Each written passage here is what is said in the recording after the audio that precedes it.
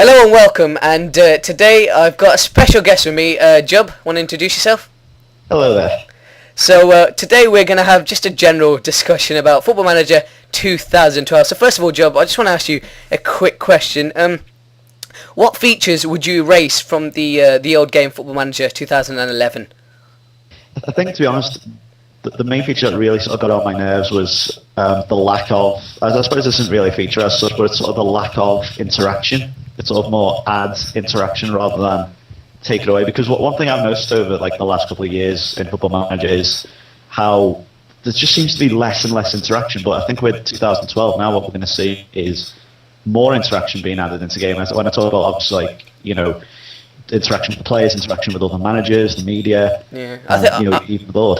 I think I'd like more interaction with the staff, because I think sometimes with the scout reports and stuff going up to matches, I think sometimes you don't know enough, because before they just used to give you random facts about when they scored, when they conceded, they're just general attributes about the team. I want how they play, how can I counter it, that sort of thing. In terms of interaction with players, what more do you want to see?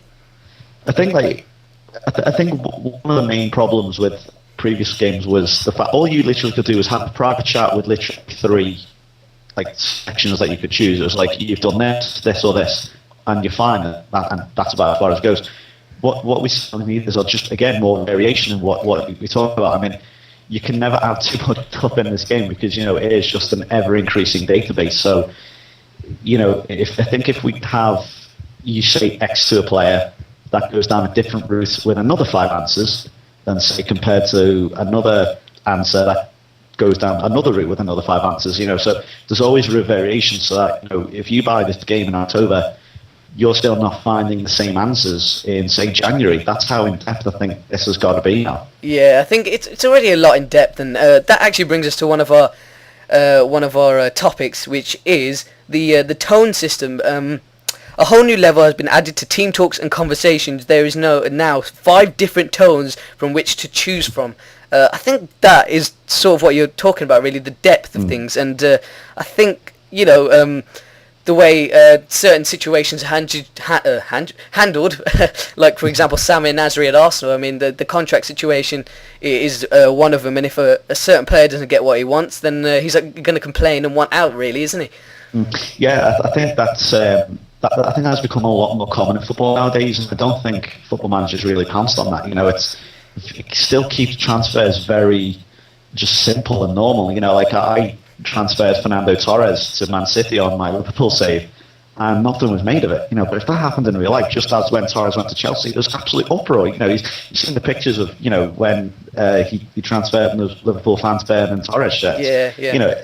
That it never even had a snuff at that, but that kind of thing there is perfect. I know. I think also coming on to transfers a little bit is the fee as well. I think it's always going to be difficult predicting a player's market value and what price he should be sold for. But I mean, there needs to be some kind of uproar from the fans, from the board, like displeasure with a certain fee being certain fee for a player being brought in or even out the club. Well, yeah, I agree. I mean, when if you have a massive... I mean, it's a bit different if, like, you're Man City or so on, but if you have a massive budget, it won't make much of a difference. But still, if you're like, I don't know, Blackpool or someone, and you just spent 3 million of the 4 million on a player, no one says anything. Yeah. Imagine in real life, it's like, yeah, I've just spent £3 million on Tom Kearney, and everyone should be thinking, what is this guy on? I was thinking Emil Heskey, but okay, we'll go with that. Oh yeah. Oh no, I'd spent £3 million and more on Emil Heskey. I tell you now. Okay.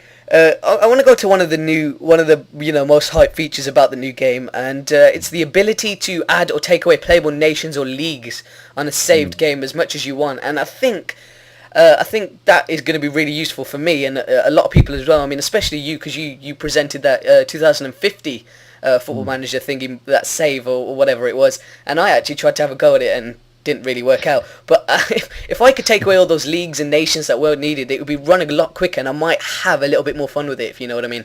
Absolutely, and that's going to appeal to such a wider audience as well. There's always that phobia for people years and years that, my machine isn't good enough to run Football Manager, because it's a massive game. I mean, it's not difficult to play, but the just sheer size of the database I'm sure has scared many people away. But now the fact that you could alter that database in real time in the game is going to do a lot. You know, I think I think the game's complexity is really becoming more apparent, but I think they still want to keep that sort of accessibility to new players, and they've brought in this new tutorial thing, which I'm not going to use, and I'm sure you probably won't either. But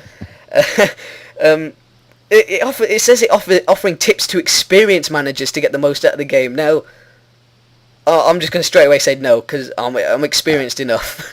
Yeah, I mean, if you've played this game before, you know what's going on. I mean, like, the tutorial on 2011, like little box that comes up in the corner. Do you just like click that off straight away? No, it comes up and I just close tutorial and just like disable or whatever that thing is. But yeah, I've been playing Football Manager for years, so I won't need it. But for you new managers who want to start Football Manager and are planning to get 2012, then that new tutorial system is waiting for you.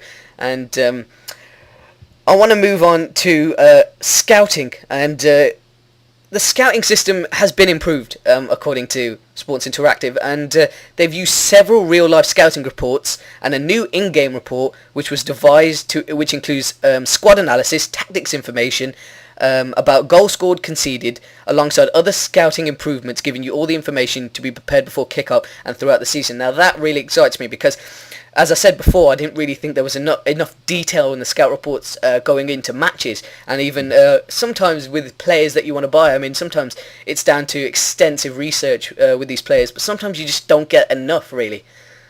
Absolutely. I agree. I mean, how many transfers have you made where you just thought, oh, he looks really good on paper, like a scout's paper, and then you buy him, and he just flopped. Yeah. Absolutely flopped, because information, what he said, he comes back, like on FF 2011, they come back and say, he had a good game. He set up a goal and then was subbed. Yeah, that's happened. That's happened to me with the under 20 players and reserve players as well.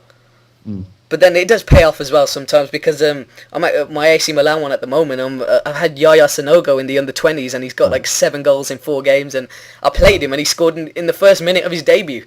So it's worked for me. I bought him for £5 million, and it's worked out quite nicely. So scouting improvements really does excite me, and I think it sort of depends on the type of player you're buying, and it depends what country you're playing in. So for example, if you're playing in England and you've got a player like Neymar, for example, a highly sought after player, he's not going to settle in straight away, which I want the scouting report to tell you, because obviously he doesn't speak English.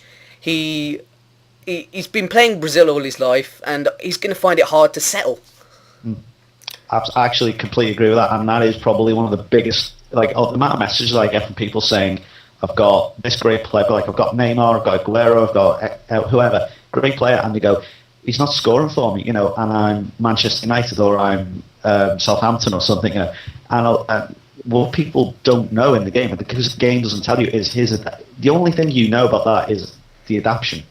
His adaptation could be poor. Yeah. But apart from anything else, you don't get told that. It took me ages to work out, oh God, he doesn't speak English, does he? Or he only knows the basics, or he doesn't settle very well, his adaptation ratings, but you don't really get a sense of that. The game doesn't really tell you that, and I think with all the amount of text that you get and just the pure amount of information, it'll get pushed to the back of your mind. You don't see it. Yeah. So I think that's a real good move to put it at the forefront. I think also it helped new managers as well, because I remember when I first came into Football Manager, I thought, I'm going to be Chelsea, get all the money in the world, buy the best players in the world, and they're going to play brilliant. I'm not going to lose a game, and what do? You lose a game. You know why? Because they're not settled, and they're not used to the league. And another tip as well for new managers is, if you go to player interaction and ask them to recommend you a player, then they will most likely recommend you a player who's an international teammate or whatever, because they can interact with that player. That player will be on their favourite personnel, or they speak the same language. There'll be some kind of communication, and you need to keep that in mind. Sorry, Job, what were you saying? No, I was going to say, actually second that. I mean, I think that applies the most in a sort of partnership role. Like centre defenders, if you bought a new centre defender, and then all of a sudden your defence is leaking goals. Like if the last season you weren't conceding many, you conceded 20 in a season, and now all of a sudden you brought a new centre back in and you're just leaking goals left, right, and centre. It's probably because, as I say, the guy doesn't speak English or whatever language it is.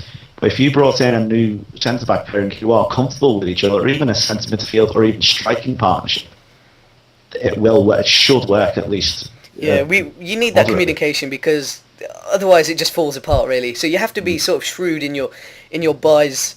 So keep that in mind. There's something else I want to move on to as well. Is I know you didn't use this much, but the 3D match engine. Ah, yes. It looked absolutely atrocious in the last two games. I have to say, it was absolutely. It looked like PlayStation 1.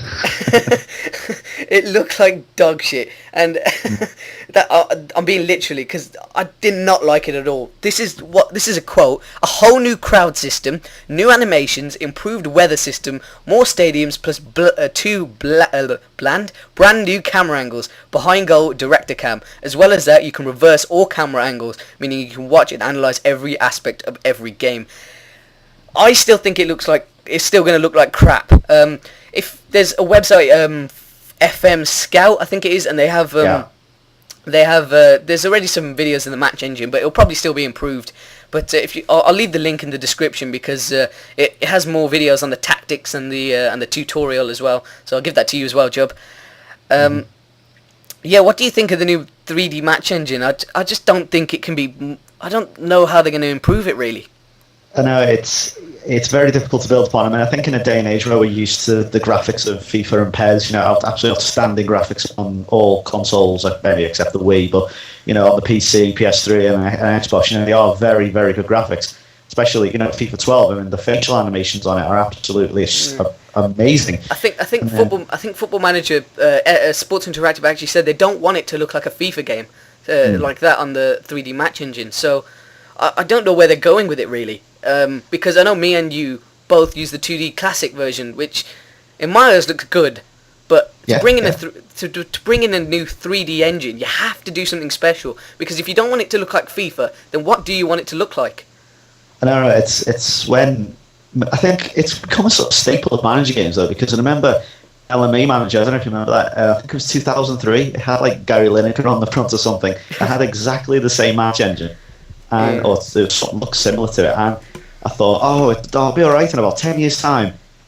If a match engine is going to be amazing, and nothing's changed. The worst thing I think with the match engine as well is you need such a powerful computer for it to. Okay, it runs perfectly on my computer, which is quite a powerful computer, but with fraps in the background, it just doesn't work really, does it? Absolutely. It's like fraps will kill most games, though. I think if you are a budding director, I will say this: if you are going to use fraps, please bear in mind you think, okay, my computer can run this game, whether it be FM, FIFA, because I'm finding this with FIFA now. If it can run it fine, think about how it's going to run FIFA and then fraps on top of that, because just the pair of them will take up so much memory on the computer, and it kills it. I can't record my FIFA 12 gameplay because it is on the PC. It is the PC gameplay, and I can't record it with anything else open. And I can't record Football Manager with anything else open really as well, and my computer's really powerful. So so the 3D match engine really, it probably won't do it for me again this year, but it'll be nice to play around with it, when not recording and doing whatever. Yeah, exactly. I mean, as long as you can see what the goal's like, because on the 2D match engine, for all you know, an overhead kick looks like a header. Yeah, exactly. And so it is nice to see that kind of thing, but I think that's what it should be used. It should be used like a bit part sort of replay thing, but apart from that, really, I think the 2D match engine is probably still going to reign supreme, at least for YouTube videos. It should do anyway. Yeah, I think that's all I really want to say on it. I mean, there's nothing really else to say. So I want to move on to a little mini one first. And me and you discussed this just before. Was the is it the stats that determine a player, or is it just complete randomness? Now, you want to give your opinion? Yeah, I thought at times it did feel a bit random. Certainly in FM 2011, it was, once a player, and I suppose it is kind of true. Once a player goes out on the pitch, anything can happen, especially like a big game. Anything can happen. But the stats, I still don't feel true to the stats when being replicated on the pitch. It's Pepe is a good example. Pepe Reina, Liverpool goalkeeper. His stats, one of the best goalkeepers on the game yet. He fluffs just as many times as the 20th best keeper on the game. Yeah. And I don't think that's fair. Yeah, it happened to me as well. I was doing one with Arsenal, Cesc Fabregas. Absolute pile of crap for 3 seasons. And Barcelona were interested. I was like, have him. I wanted him gone. That's how bad it was. But I mean, don't take